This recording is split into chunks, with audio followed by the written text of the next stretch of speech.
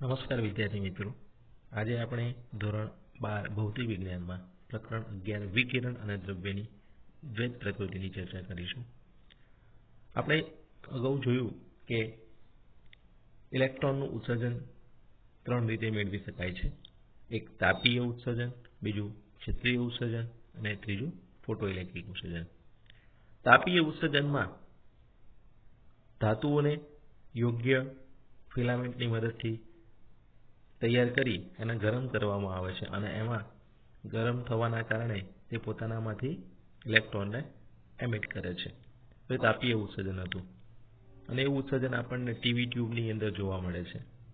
ક્ષેત્રીય ઉત્સર્જનમાં કહ્યું કે વિદ્યુત ક્ષેત્ર, પ્રબળ વિદ્યુત ક્ષેત્ર એપ્લાય કરવામાં આવે અને આ પ્રબળ વિદ્યુત ક્ષેત્રના કારણે ઇલેક્ટ્રોન ધાતુમાંથી ખેંચીને બહાર આવે. તો એ ક્ષેત્રીય ઉત્સર્જન હેઠળ આવ્યું, બરાબર. અને ત્રીજી જે મહત્વની બાબત છે ફોટો ઇલેક્ટ્રિક ઉત્સર્જન. કોઈ ધાતુની સપાટીને સ્વચ્છ કરવામાં આવે અને એ ધાતુની સપાટી પર યોગ્ય આવૃત્તિવાળો પ્રકાશ કરવામાં આવે. એટલે અહીંયા એ યુવી કિરણ હોય, દ્રશ્ય પ્રકાશ હોય કે પછી બીજો કોઈ વેવ્સ હોય, એ એની સપાટી પર આપાત થાય છે ત્યારે ધાતુમાંથી ઇલેક્ટ્રોનનું ઉત્સર્જન થવાની ઘટના બને છે. આ ઘટનાને ફોટો ઇલેક્ટ્રિક ઉત્સર્જન કહે છે. હવે આ જે ફોટો ઇલેક્ટ્રિક ઉત્સર્જન કેમ બને છે અને કેવી ધાતુઓમાંથી સરળતાથી મળે છે, એમાં આપણે એવું કીધું કે જેની વર્ક ફંક્શનની કિંમત ઘણી ઓછી હોય. સીઝિયમની વાત કરીએ કે સીઝિયમનું વર્ક ફંક્શન 2.14 eV છે.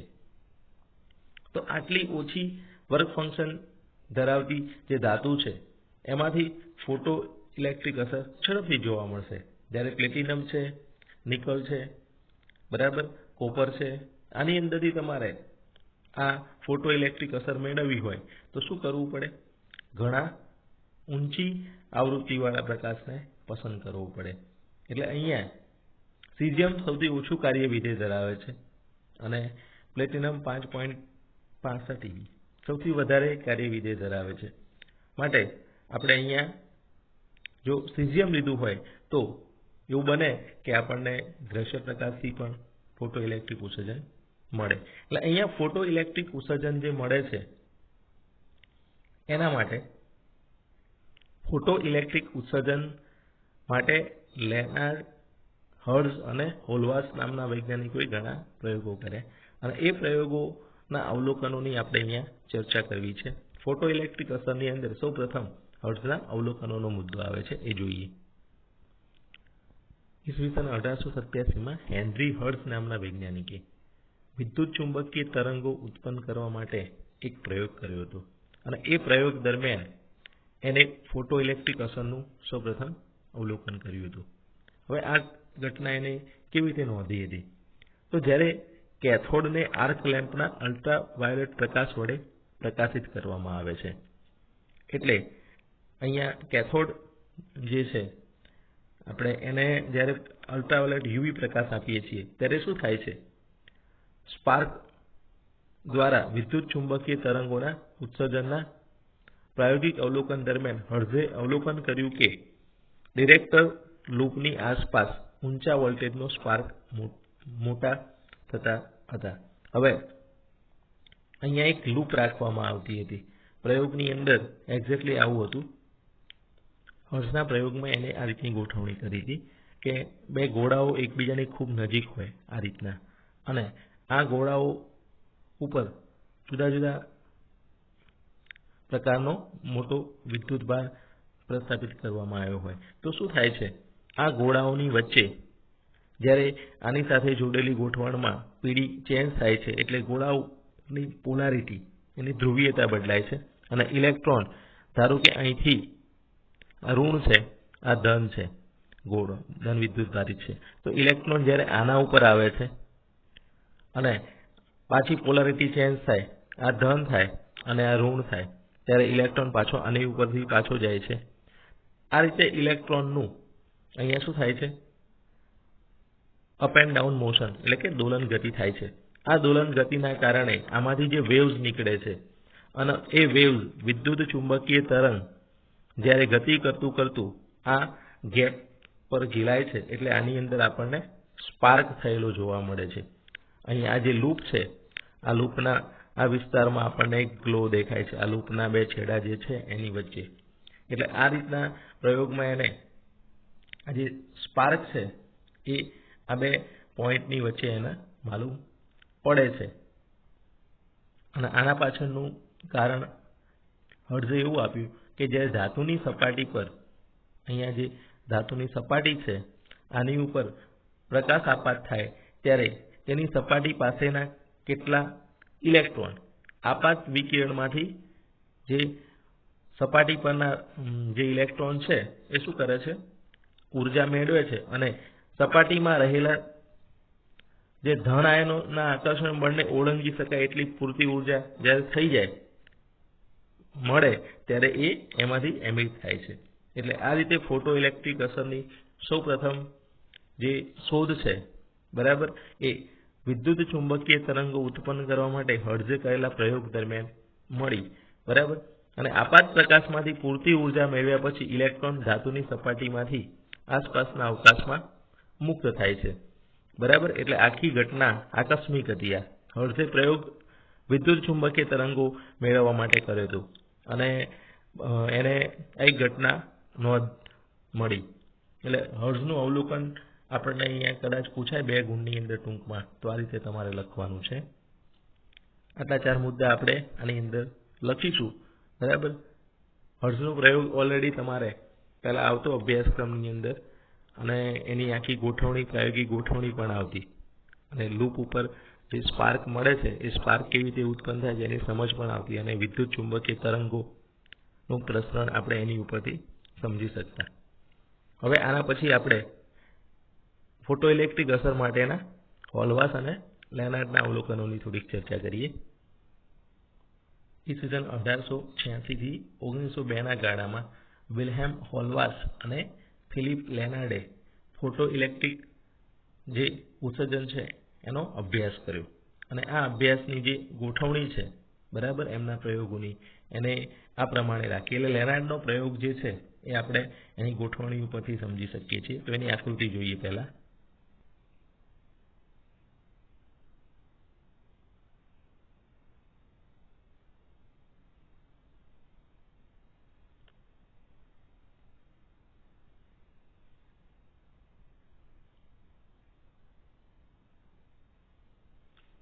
લેનાર્ડના જે પ્રયોગની આકૃતિ આ મુજબ છે. એને જે પ્રયોગની ગોઠવણી કરી છે એ આકૃતિમાં દર્શાવેલી છે. શૂન્યાવકાશી કાચની નળીમાં નળીના સામસામેના છેડે અંદર 2 ધાતુની પટ્ટીઓ, જેને આપણે ઇલેક્ટ્રોડ્સ તરીકે ઓળખીએ છીએ, એ રીતની અહીંયા ગોઠવણી કરેલી છે. એટલે અહીંયા C અને અહીંયા આ A છે, આ બંને એ ધાતુની પટ્ટીઓ છે. એમાં જે C છે એને આપણે નામ પાડીશું કેથોડ અથવા ઉત્સર્જક, બરાબર. એટલે આ પ્રથમ ઇલેક્ટ્રોડ છે એ કેથોડ તરીકે વર્તે છે અને એનું નામ ઉત્સર્જક અથવા કેથોડ તરીકે આપણે એને ઓળખીશું. જે એક ફોટો સંવેદી સપાટી છે જેની ઉપર પ્રકાશ આપાત થાય તો એ શું કરે છે, પોતાની અંદરથી ઇલેક્ટ્રોનનું ઉત્સર્જન કરે છે. એને આપણે ફોટો ઇલેક્ટ્રિક અસર તરીકે ઓળખીએ છીએ. એટલે કેથોડ ઉપર ફોટો ઇલેક્ટ્રિક અસર મળે છે, બરાબર, એમ કહી શકાય. હવે આ C અને A એની વચ્ચે એક બેટરી લગાડેલી છે અને એની સાથે રિયોસ્ટેટ લગાડેલો છે. હવે બેટરી અને રિયોસ્ટેટ શું કરશે? તો બેટરી અને રિયોસ્ટેટ એ C અને A એટલે કેથોડ અને એનોડ વચ્ચે એક પ્રકારે વિદ્યુત સ્થિતિમાનનો તફાવત, જેને આપણે પોટેન્શિયલ ડિફરન્સ તરીકે ઓળખીએ છીએ, PD પ્રસ્થાપિત કરશે. અને આ PD પ્રસ્થાપિત થવાના કારણે શું થશે?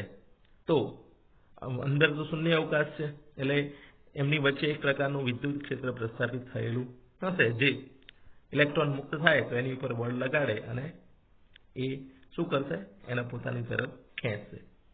તો અહીંયા આ જે ગોઠવણી છે એ ગોઠવણીની અંદર A અને C વચ્ચે વિદ્યુત સ્થિતિમાનનો તફાવત લગાડેલો છે એમ કહી શકાય.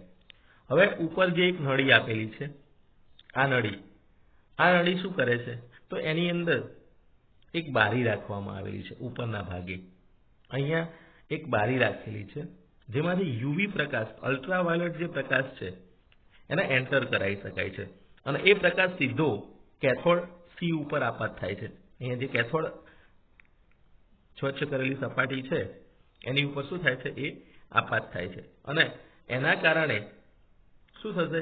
તો એના કારણે આ જે કેથોડ છે એની ઉપર પ્રકાશ આપાત થવાના કારણે એમાં રહેલા ઇલેક્ટ્રોન ઉત્સર્જન થાય છે, એટલે ફોટો ઇલેક્ટ્રિક અસર આપે છે અને આ ઉત્સર્જન થવાના કારણે હવે આગળ શું બને છે?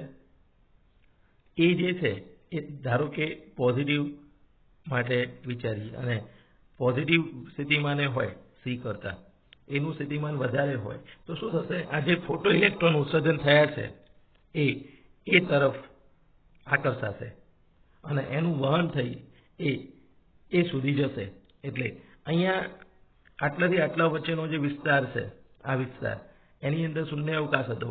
હવે પારજાંબલી પ્રકાશ આપાત થવાના કારણે ફોટો સંવેદી સપાટી ઉપરથી ફોટો ઇલેક્ટ્રોનનું ઉત્સર્જન થયું તો એ ઉત્સર્જાયેલા ઇલેક્ટ્રોન અહીંયા ધન સ્થિતિમાન હોવાના કારણે એમની તરફ આકર્ષાશે અને પરિપથ પૂર્ણ થઈ વિદ્યુત પ્રવાહનું નિર્માણ થશે.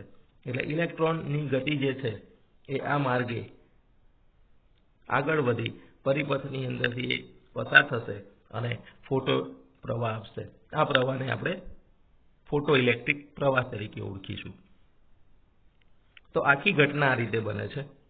હવે એને એના અવલોકનોમાં બીજું શું નોંધ્યું? તો અવલોકનોમાં એને એવું નોંધ કરી કે આ પ્રકાશ આપાત કરવાનું બંધ કરી દઈએ, યુવી પ્રકાશ આપાત કરતો બંધ કરી દઈએ તો પરિપથની અંદર જે વિદ્યુત પ્રવાહ મળતો હતો એ બંધ થઈ જાય છે, એટલે અટકી જાય છે. તો આપાત પ્રકાશ આપવાનું બંધ કરવામાં આવે અને પ્રવાહ અટકી જતો હોય તો એના ઉપરથી એને સ્પષ્ટ કર્યું કે અહીંયા પ્રકાશ આપાત થવાના કારણે જ પ્રવાહ મળે છે, બાકી પ્રવાહ મળતો નથી. અને એને બીજા પણ ફેરફારો કરી જોયા કે આ જે પ્રવાહ છે એ કેવી રીતે ચેન્જ થાય છે. તો પરિપથમાં એને મિલીએમીટર, માઇક્રોએમીટર એવા જુદા જુદા મીટરો લગાડી પ્રેક્ટિકલ ફરી કરી જોયું. પછી આ જે પ્રકાશ આપાત કરવામાં આવે છે એની આવૃત્તિ બદલી જોઈ. આવૃત્તિ બદલવા માટે એને એની વચ્ચે જુદા જુદા રંગનો પ્રકાશ એની ઉપર આપાત કરી જોયો. બરાબર? તો આવૃત્તિનો ફેરફાર કરી જોયો, તીવ્રતા બદલી જોઈ.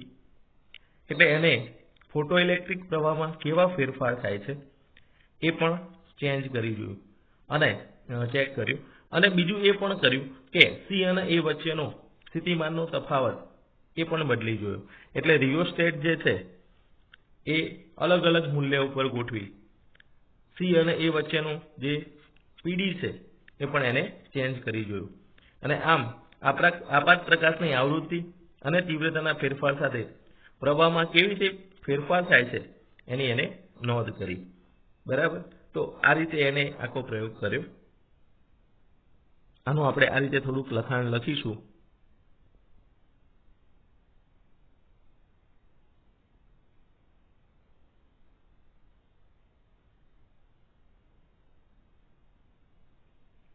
આ રીતનું લખાણ આવશે આની અંદર.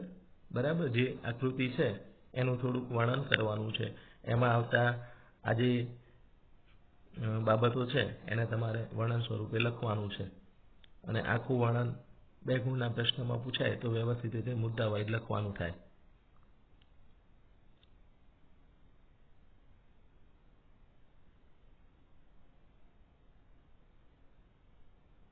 હવે આના પછી આપણે હોલવાસના પ્રયોગની વાત કરીએ. લેનાર્ડના પ્રયોગની ગોઠવણી જોઈ, હવે હોલવાસના પ્રયોગની ચર્ચા કરીએ. તો વિલિયમ હોલવાસ નામના વૈજ્ઞાનિકે જે પ્રયોગ કર્યો હતો 1888માં, એને અહીંયા એક રેખાકૃતિ આપેલી છે. એને જે પ્રયોગ કર્યો એની અંદર એને ઇલેક્ટ્રોસ્કોપનો ઉપયોગ કર્યો હતો. તમે જાણો છો કે ઇલેક્ટ્રોસ્કોપ જે છે એ આપણે શાના માટે વાપરીએ છીએ? વિદ્યુત ભારની હાજરી જાણવા માટે. બરાબર? તો એને જે પ્રેક્ટિકલ કર્યો એ પ્રેક્ટિકલ આ મુજબ હતો. પ્રયોગની અંદર એને ઝિંક પ્લેટ જે છે એની સાથે એક તારને જોડી એના ઇલેક્ટ્રોસ્કોપની જે અંદર ફોઇલ છે, આજે આપણે સોનામાંથી બનેલી સુવાહક ફોઇલ છે એની સાથે એને જોડી દીધી અને આ ઝીંક પ્લેટ ઉપર બહારથી યુવી પ્રકાશ આપાત કર્યો. હવે તમને ખ્યાલ છે કે ઝીંક જે છે એનું કાર્યવિધેય યુવી પ્રકાશની આવૃત્તિ પર આધાર રાખે છે, એટલે એની સાથે સેટ થતું હોય છે.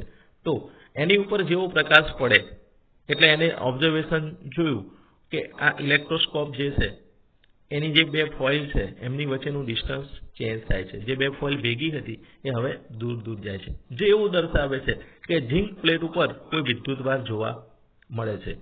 એટલે એને અવલોકન એવું નોંધ્યું પ્રયોગની અંદર કે જેવો યુવી પ્રકાશ ઝીંક પ્લેટ ઉપર આપાત થાય છે ત્યારે એમાંથી ઇલેક્ટ્રોન ઉત્સર્જન પામે છે અને આપણે એને ફોટો ઇલેક્ટ્રોન્સ તરીકે ઓળખીએ છીએ. એટલે ફોટો ઇલેક્ટ્રોન્સ ઝીંક પ્લેટમાંથી ઉત્સર્જિત થાય છે અને ઝીંક પ્લેટ જે છે એ વિદ્યુતભાર ધારણ કરે છે. હવે એની ઉપર પોઝિટિવ ચાર્જ આવે છે કારણ કે ફોટો ઇલેક્ટ્રોનનું ઉત્સર્જન થવાના કારણે એને શું કર્યું? ધન વિદ્યુતભાર મેળવ્યો. એટલે જ્યારે ઝીંક પ્લેટ પર યુવી પ્રકાશ આપાત કરવામાં આવ્યો ત્યારે પ્લેટ તેનો વિદ્યુતભાર ગુમાવ્યો અને શરૂઆતમાં વિદ્યુતભાર રહિત પ્લેટ હતી ઝીંક પ્લેટ, માટે એની ઉપર શું થાય છે? ધન વિદ્યુતભાર પ્રસ્થાપિત થાય છે, તો ધન વિદ્યુતભાર ખુલ્લો થાય છે.